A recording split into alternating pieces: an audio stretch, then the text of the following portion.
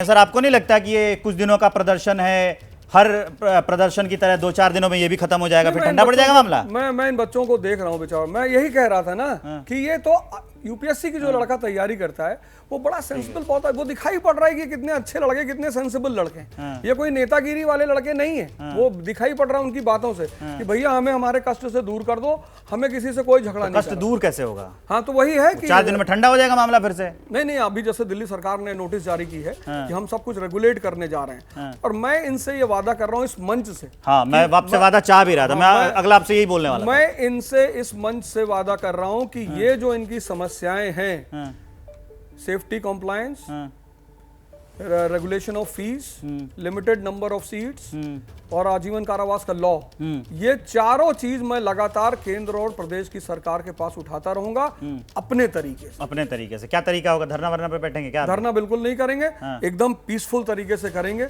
अपने तरीके से करेंगे।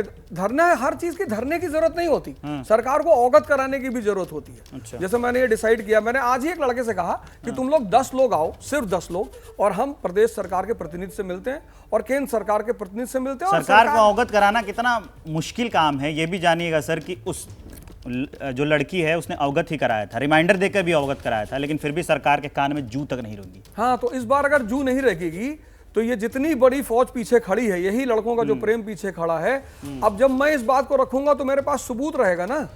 चलिए, आप कोचिंग संस्थानों से जुड़े कुछ बात कर लेते हैं कि ये जो कोचिंग संस्थान चलते हैं, मोटे मोटे पैसे लेते हैं, छात्र वहाँ होते हैं, तो आपको नहीं लगता है कि ये कोचिंग माफिया जो वर्ड है उनका कब्जा हो गया है?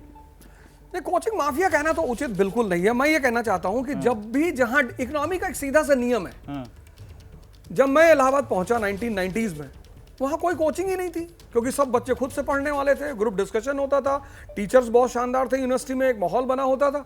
आखिर डिमांड पैदा हुई तभी तो सप्लाई हो रही है।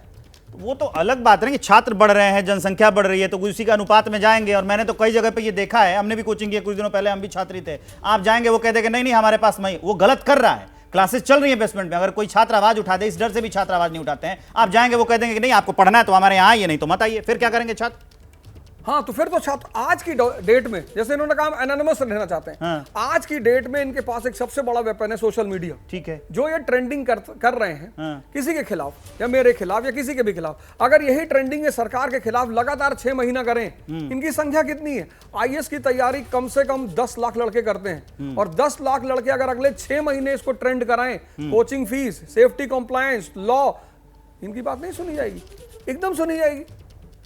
अच्छा, ये आप बताइए कि अब क्या आप, क्योंकि गुरुजी हैं, सर हैं, शिक्षक हैं, अब क्या छात्रों और गुरुओं का संबंध सिर्फ ये पैसे भर का रह गया? कमर्शियल सारी चीजें हो गई हैं, तो क्या वो पुराने जो गुरुजी शिष्य वाले संबंध थे वो भूल जाएं? मैं इनके साथ पूरी तरह से खड़ा हूँ। ये सवाल नैतिकता का भी है। मैं इनके साथ पूरी तरह खड़ा हूँ। मैं इनको आमंत्रण दे रहा हूँ अपनी तरफ से कि मैं इनमें से 10 लोगों को बुलाता हूँ, आप 10 लोग आइए मेरी कोचिंग में और आप मेरे साथ चलिए। मैं आपके साथ प्रदेश के प्रतिनिधि और केंद्र के प्रतिनिधि के साथ मिलकर आपकी तरफ से उनको पूरा ज्ञापन और पूरी सूचना देता हूं।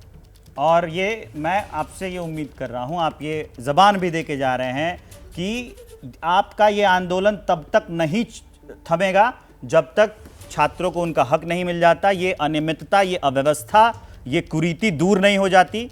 किसी को कहीं पढ़ाया जा रहा है, कहीं से पैसे वसूले जा रहे हैं, और पीजी की हालत ख़राब है, जहां वो रहते हैं वो मोहल्ला ख़राब है, कोई उनकी वो सुविधा नहीं दी जाती है। आप आंदोलन ये तब तक जारी रखेंगे?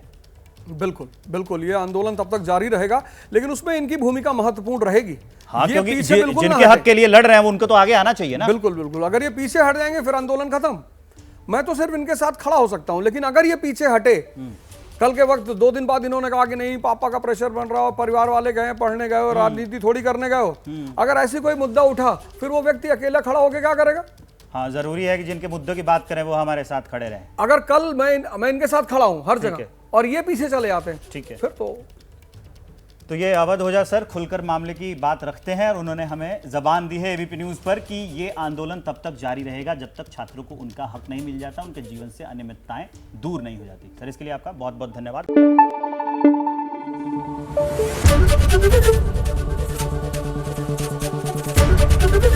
एबीपी न्यूज आपको रखे आगे।